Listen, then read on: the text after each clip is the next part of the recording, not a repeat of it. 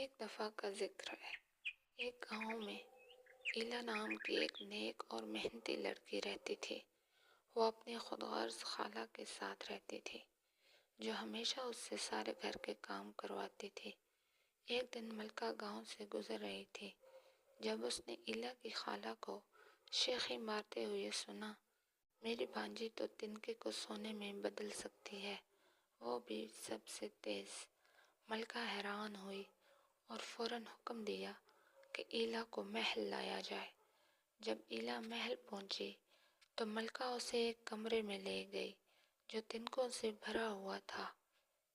اگر تم ان سب تنکوں کو صبح تک سونے میں تبدیل کر دو تو تمہاری شادی میرے بیٹے شہزادے سے ہو جائے گی، اگر نہ کر سکی تو تمہیں یہاں سے نکال دیا جائے گا۔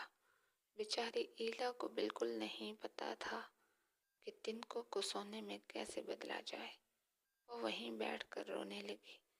اچانک 3 بوڑھی عورتیں کہیں سے ظاہر ہوئیں۔ ہر ایک کی کوئی نہ کوئی خاص بات تھی۔ ایک کا پاؤں بہت بڑا تھا، دوسری کا انگوٹھا بہت موٹا تھا اور تیسری کا نچلا ہونٹ بہت بڑا تھا۔ ہم تمہاری مدد کر سکتی ہیں، پہلی عورت بولی، مگر شرط یہ ہے کہ جب تمہاری شادی ہو تو ہمیں اپنی خالائیں کہہ کر بلاؤ۔ ایلا نے فوراً حامی بھر لی۔ پھر تینوں عورتیں کام میں جت گئیں۔ پہلی عورت نے اپنے بڑے پاؤں سے چرخہ چلایا، دوسرے نے اپنے موٹے انگوٹھے سے دھاگا تیزی سے کانتا اور تیسری نے اپنے بڑے ہونٹ سے دھاگے کو گیلا کر کے چمکدار بنایا۔ صبح تک سارا تنکا چمکتے ہوئے سونے میں بدل چکا تھا۔ ملکہ بہت خوش ہوئی اور فوراً شہزادے کو بلایا۔ جب شہزادے نے ایلا کو دیکھا تو اسے فوراً اس سے محبت ہو گئی۔ جلد ہی دونوں کی شادی ہو گئی اور ایلا نے وعدے کے مطابق اپنے 3 خالاؤں کو شادی میں بلایا۔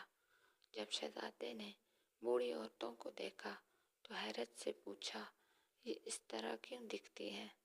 ایلا مسکرا کر بولی، یہ زندگی بھر کانتے کا کام کرتی رہی ہے، اس لیے ایسا ہو گیا۔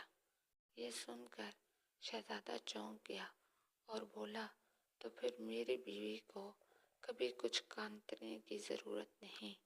یوں ایلا خوشی خوشی رہنے لگی اور اس نے اپنی زندگی میں کبھی ایک دھاگا بھی نہیں کانتا۔